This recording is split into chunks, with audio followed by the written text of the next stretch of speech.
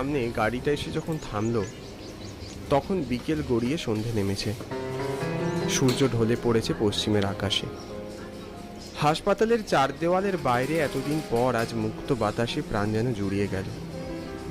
ভাই, তুই সুস্থ হয়ে বাড়ি ফিরে এসেছিস, এ আমার যে কি শান্তি, তোকে বলে বোঝাতে পারবো না।